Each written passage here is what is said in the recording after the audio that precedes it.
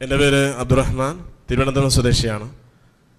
എനിക്ക് 2 ചോദ്യങ്ങളാണ് ചോദിക്കാനുള്ളത്. അത് മറ്റ് 2 പേരുടെ ചോദ്യങ്ങളാണ്. ധൈര്യമുണ്ടെങ്കിൽ ഈ സദസ്സിൽ ചോദിക്കാൻ ധൈര്യമുണ്ടോ എന്ന് ചോദിക്കുകയും എന്നാൽ ഇവിടെ വരാൻ ധൈര്യം കാണിക്കാതിരിക്കുകയും ചെയ്ത 2 പേരുടെ 2 ചോദ്യങ്ങളാണ്.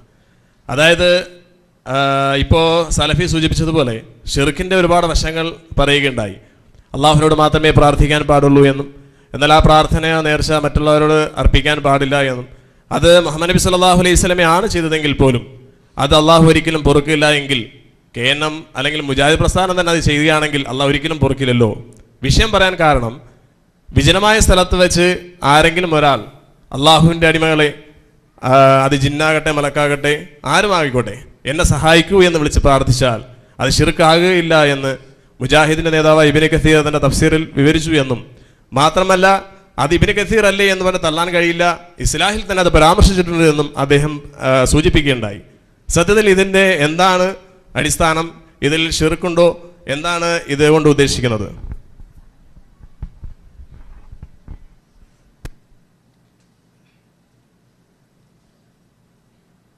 യാ ഇബാദല്ലാഹ് അഈനൂനി എന്ന് വിജനമായ സ്ഥലത്ത് ഒരാളും രക്ഷിക്കാൻ ഇല്ല എന്ന് തോന്നുന്ന സ്ഥലത്ത് ഒരാൾ വിളിച്ചു തേടാമോ എന്നതാണ് പ്രശ്നം.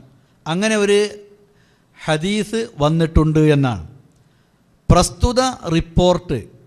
ആ ഇബാദല്ലാഹ് എന്ന് പറഞ്ഞാൽ ആരാ? മരിച്ചുപോയ ആളുകളോട്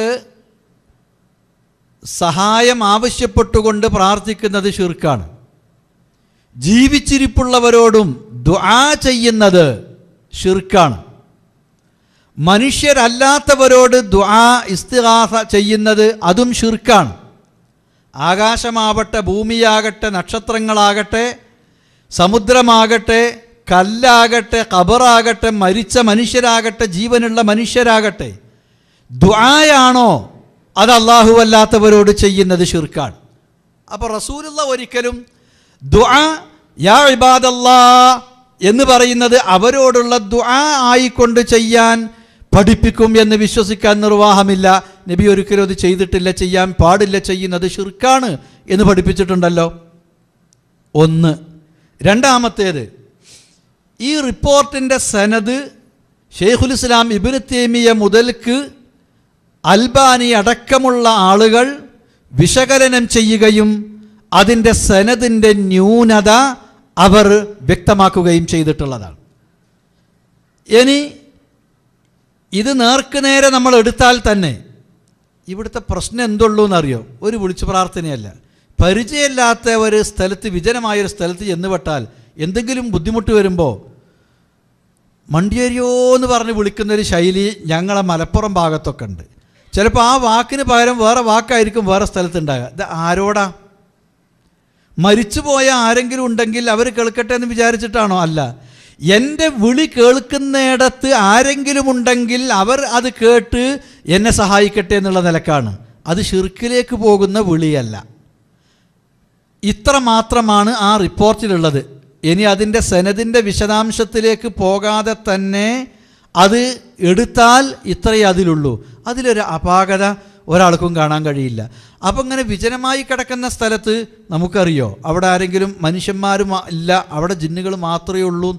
അപ്പം വിജനമായി കിടക്കുന്നിടത്ത് ഇത് ജിന്നാണ് എന്ന് സമർത്ഥിച്ചുകൊണ്ടത് ജിന്നിനോടുള്ള പ്രാർത്ഥനയാണ്, അപ്പം അങ്ങനെ ചെയ്യുന്നത് ഷിർക്കാണ് എന്ന് സമർത്ഥിക്കാൻ ശ്രമിക്കുകയാണെങ്കിൽ ജിന്ന് അവിടെ മാത്രമേ ഉള്ളൂ, വേറെ എവിടെയില്ല എന്ന് പറയാൻ പറ്റുമോ?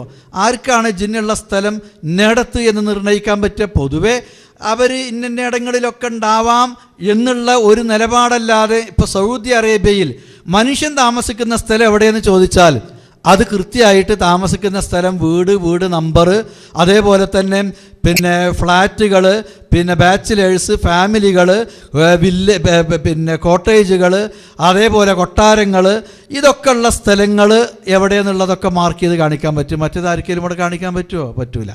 അപ്പോൾ അത് ഇന്ന സ്ഥലത്ത് ചെന്നിട്ട് അവിടുന്ന് ഇങ്ങനെ വിളിച്ചാൽ അത് അവർ തന്നെയാണ് എന്ന് ഒരു തീരുമാനത്തിലെത്തിയിട്ട് ഇത് അവരോടുള്ള തേട്ടവുമാണ്, അതുകൊണ്ട് അത് ഷിർക്കുമാണ് എന്ന് പറയുന്നതിനെന്തില്ല?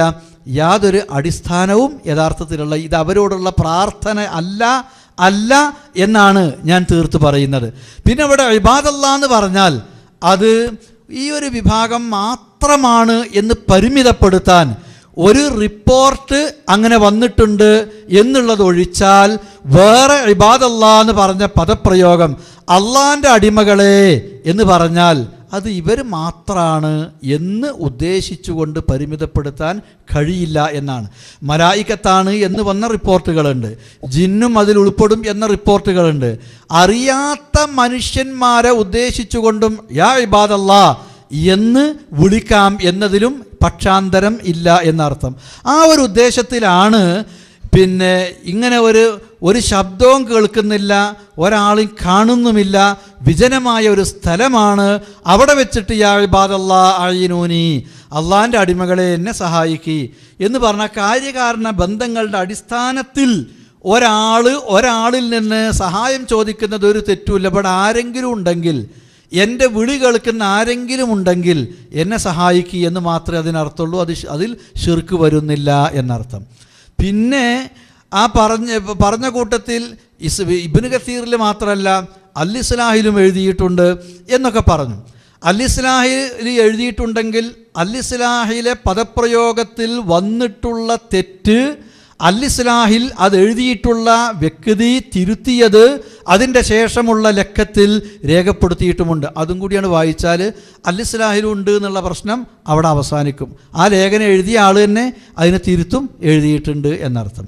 ഇനി ഒന്നുകൂടി ഞാൻ പിന്നെ ഈ കാര്യം ക്ലിയർ ആകാൻ വേണ്ടി പറയാം. ഹാജറ, ബുഖാരി ഉദ്ധരിച്ച ഹദീസാണ്. ഹാജറ ബീവി ഇങ്ങനെ ഇസ്മായിൽ വെള്ളത്തിന് കരഞ്ഞുകൊണ്ടിരിക്കുമ്പോൾ ഉള്ള വെള്ളം തീർന്നിട്ട് വെള്ളം തേടി പോവുക. അങ്ങോട്ടൊന്ന് ഓടി സൊഫൻ്റെ മുകളിൽ, അവിടെ ഒന്നും കാണുന്നില്ല. അവിടുന്ന് ഇറങ്ങി നേരെ മറുവൻ്റെ അടുക്കലേക്ക്.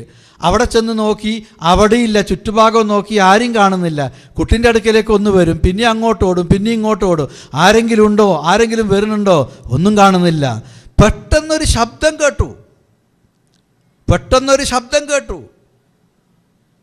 ആ ശബ്ദം കേട്ടപ്പോൾ ഹാജറ പറഞ്ഞു, അഗിസ് ഇൻ കാന ഇൻദക ഖൈർ. ആ ശബ്ദത്തിനോടായിട്ടാണ്, നിന്റെ അടുക്കൽ വല്ല ഖൈറും ഉണ്ടെങ്കിൽ ലേശം വെള്ളം തന്ന് ഇന്നൊന്ന് സഹായിക്കണം, ഈ കുട്ടി ദാഹിച്ച് പരവശനായി കിടക്കുകയാണ് എന്ന്. പിന്നെ ആ ശബ്ദത്തിൻ്റെ നേരെ തിരിഞ്ഞു നോക്കുമ്പോൾ മലക്ക് ജിബ്രീൽ അതാ ഇതിൻ്റെ കുളമ്പ ഇത് കാലടി വന്നിടത്ത് അവിടുന്ന് പിന്നെ വെള്ളം വരുന്നു, ഉറവ വരുന്നു. അപ്പോൾ ജിബ്രീലിനോട് വിളിച്ച് പ്രാർത്ഥിക്കാൻ തെളിവായിട്ട് ഇതെടുക്കാമോ? എന്നാൽ ഇതിന് മഹാത്മാക്കളോട് വിളിച്ച് പ്രാർത്ഥിക്കാൻ തെളിവ് കണ്ടോ? അഗീസ്. അവിടെ ഉദ്ദേശിച്ചത് ആരെയാ? അഗീസ് എന്ന് പറഞ്ഞാൽ മരിച്ചുപോയ മഹാത്മാക്കളെ ആയിരിക്കുമല്ലോ എന്ന് പറഞ്ഞിട്ട് യാഥാസ്ഥികരായ ചില പണ്ഡിതന്മാർ ഇതും തെളിവിന് ഉദ്ധരിക്കാൻ ശ്രമിക്കാറുണ്ട്. അപ്പോൾ അവിടെ ഹാജറയുടെ അഗീസ് എന്നത് ആരെങ്കിലും ആവാം, ആരാണെങ്കിലും ശരി, എനിക്ക് ഇവിടുന്ന് വെള്ളം കിട്ടണം, അല്ലെങ്കിൽ പിന്നെ അങ്ങോട്ടും ഇങ്ങോട്ടും ഓടി ആ ശബ്ദത്തിൻ്റെ നേരെ അവിടുന്ന് തിരിഞ്ഞിട്ടൊന്നും പറയേണ്ടതില്ലല്ലോ. ഇവിടെ തന്നെ ഇരുന്നിട്ട് മരിച്ചവരോട് ചോദിക്കാനാണെങ്കിൽ ചോദിച്ചാൽ മതിയല്ലോ. പിന്നെ ജിന്നിൻ്റെ സഹായം കിട്ടാൻ ഒരു ഒഴിഞ്ഞ സ്ഥലത്ത് മാത്രമേ ജിന്നിൻ്റെ സഹായം കിട്ടുള്ളൂ എന്നാണോ സഹായം കിട്ടുമെന്ന് പറയുന്ന ആളുകളുടെ വിശ്വാസം? അതിലും അർത്ഥമില്ലാത്തതാണ്. അപ്പോൾ ആ റിപ്പോർട്ട് യഥാർത്ഥത്തിൽ മരിച്ചുപോയ മഹാത്മാക്കളോട് സഹായം തേടുന്നതിനുള്ള തെളിവല്ല. മരിച്ചുപോയ ആളുകളോടോ ജീവിച്ചിരിപ്പുള്ള ആളുകളോടോ കാര്യകാരണ ബന്ധങ്ങൾക്ക് അതീതമായ ഗുണം പ്രതീക്ഷിച്ചുകൊണ്ടോ ദോഷബാധയെ ഭയന്നുകൊണ്ടോ എന്തെങ്കിലും ആവശ്യപ്പെടുന്ന, പ്രാർത്ഥിക്കുന്ന, സഹായം തേടുന്ന, അതാണ് ശിർക്ക്. അത് ഇതിൽ വരുന്നില്ല എന്നർത്ഥം.